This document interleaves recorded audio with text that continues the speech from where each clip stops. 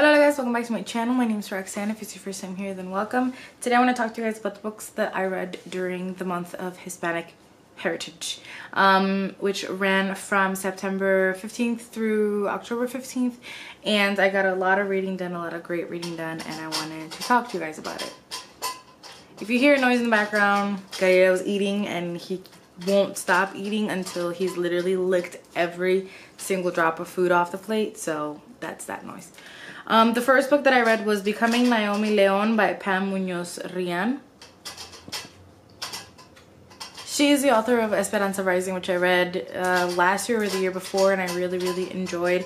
And this is a book about a young girl named Naomi and her little brother who live with their grandmother, and one day their estranged mom comes back into town and they have to deal with the changes of their family. It's about who you choose to be in your family, what it means to be a parent, what it means to be family, and sort of coming into your own. There are a lot of very serious topics that are dealt with in a book that's a middle grade book.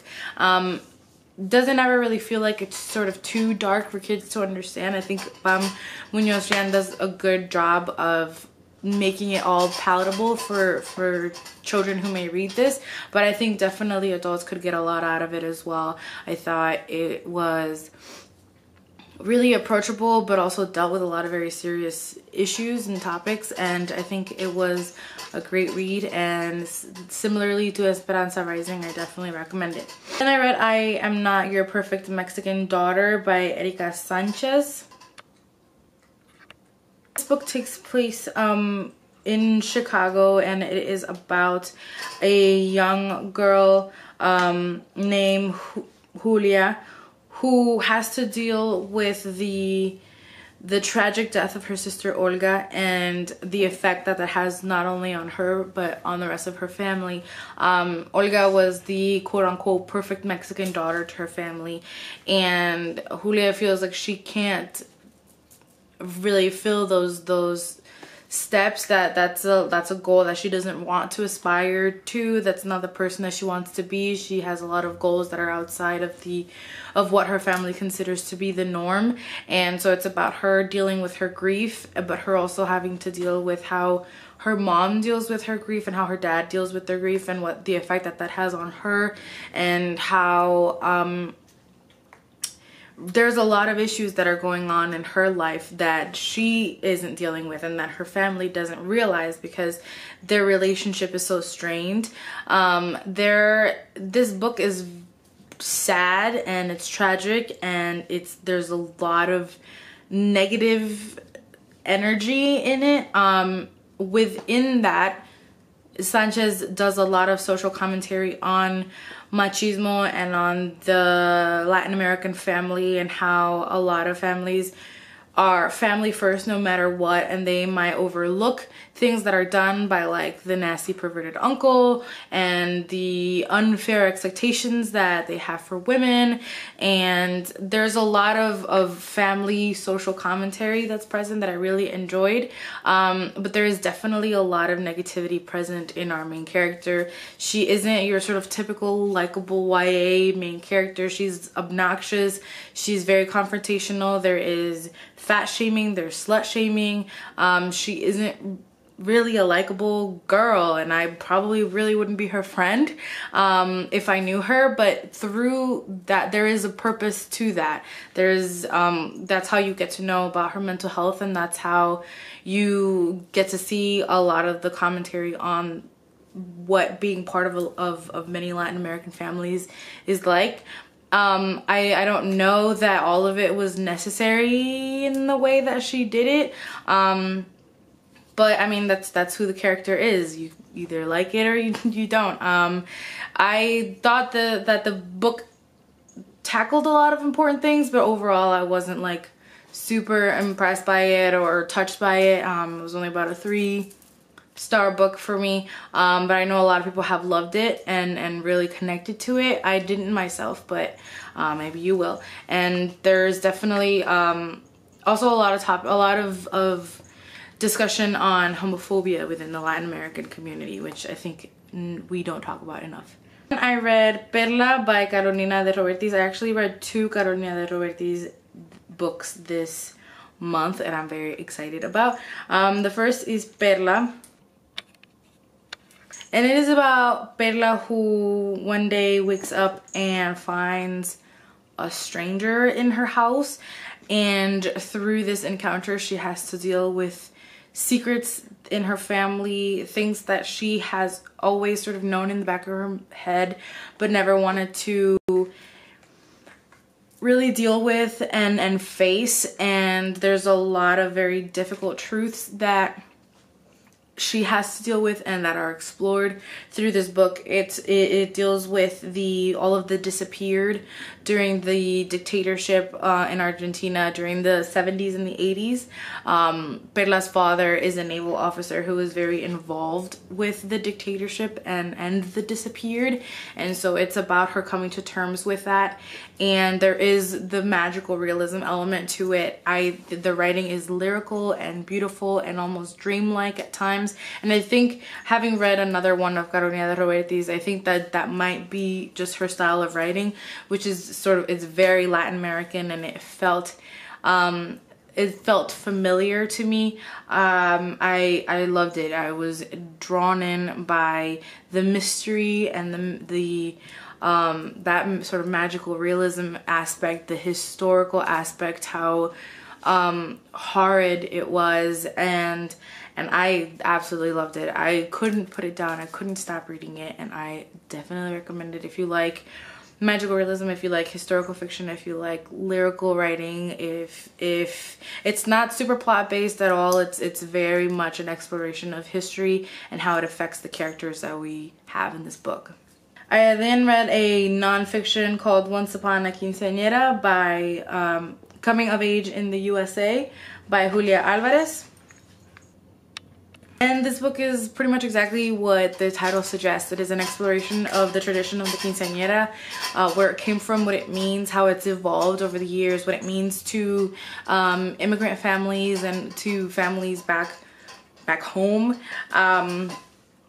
At times it felt a tiny bit outdated, but overall I think she made a lot of great points. One that is pretty prevalent throughout is, why do we continue to do this? Why do we think so much? Why do we worry so much about the appearances, what other people will think about us? Why do we sometimes pressure young girls to have these elaborate parties when sometimes they don't even want them? Why not spend that money, that large sum of money, on something like education, or something that they can use for their future, as opposed to a party? But what does the party mean? It really tackles a lot of different aspects of our culture and the tradition itself, and I really enjoyed it. I thought it was it taught me a lot about its history, and it made me reconsider the tradition. It isn't really something that I think about. I know that it's something that we do. I had a small one when I was 15, but it really did make me think about, what does it really mean? Is it something that we really need? Does it do anything to better the life of the quinceañera?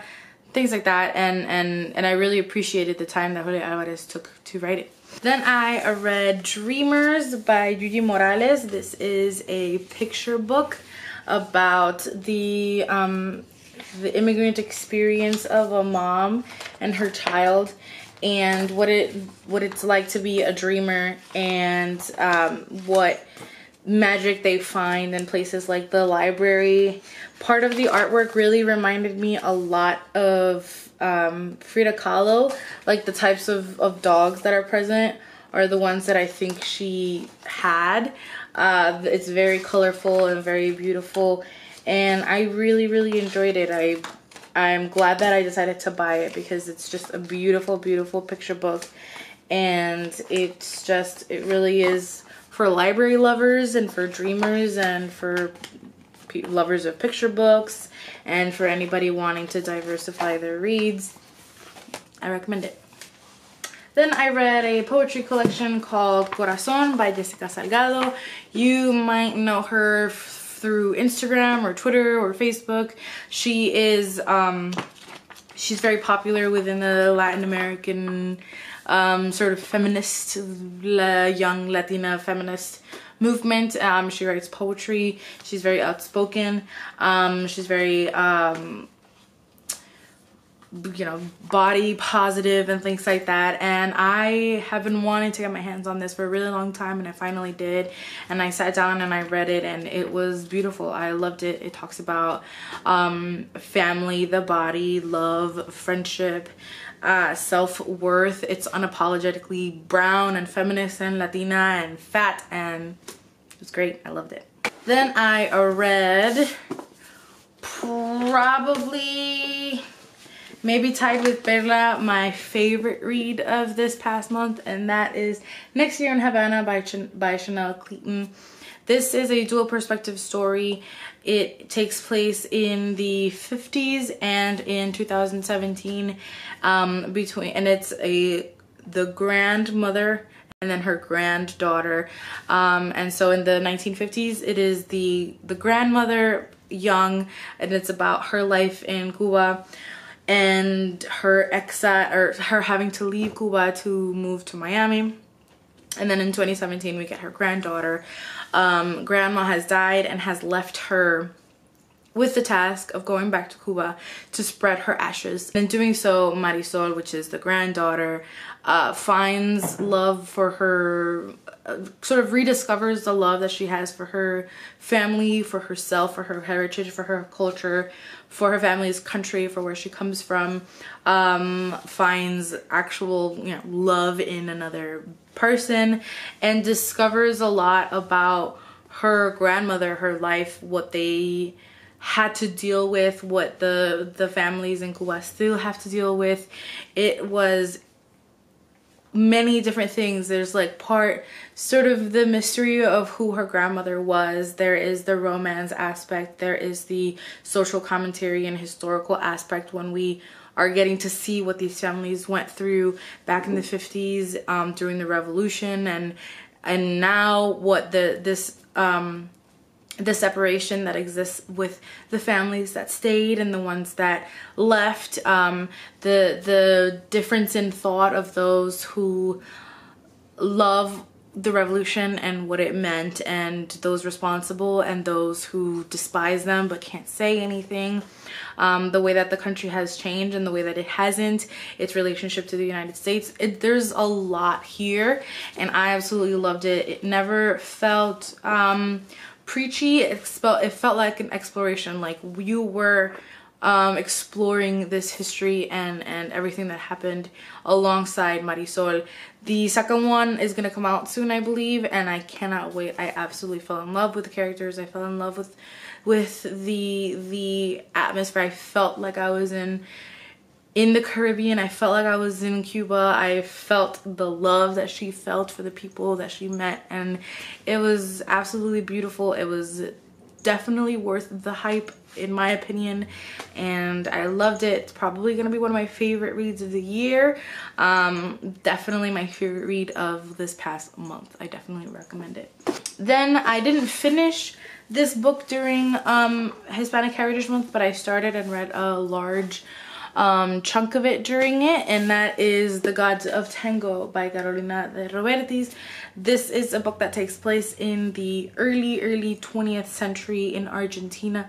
A woman named Leda is moving to Argentina to be reunited with her husband.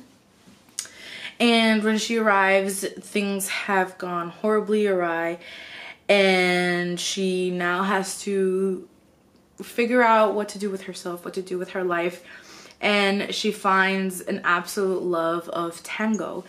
The only thing is that women are not allowed in the tango world. They can't play the instruments. There is judgment passed on those who dance it, and so she decides to begin to live her life as a man in order to survive and in order to do what she loves most, which has become tango. And It again has that beautiful lyrical writing that Carolina de Robertis is known for. It is beautiful. It really does showcase the spectrum that is gender. I think it is a great way of exploring it. Definitely great LGBT rep in my opinion. I think this was great. I am so glad that I finally got around to reading it. This was also definitely the hype that I've heard, that I've seen around it in like Latinx and Hispanic booktubers and book content creators. I definitely agree. It's definitely worth it. I think this does you get a lot. My only issue with it was that sometimes in Carolina de Robertis trying to give you more historical commentary and background onto the life that Leda is living in the country in which she's in. To some of the characters that we meet, she kind of goes off on little tangents about their life to give you more of a historical background, and I didn't always really enjoy that much. Sometimes it felt a little rambly, which I ramble, but I don't always like my books to ramble. So in that, I gave it like half a star less than I did Perla, but I still really loved it. I cared so much about Leda. I didn't want her to get found out. I was so scared. And yeah, there's still the sort of magical element around this is just about the love for the tango and everything that it represents and how it evolves through time, and I loved it.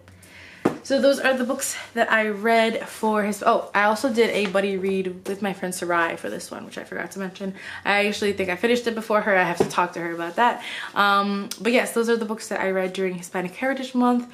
I hope you guys enjoyed this video. Let me know if you've read any of these and what you thought, or if you were going to plan to read any of these now that you've heard me talk about them.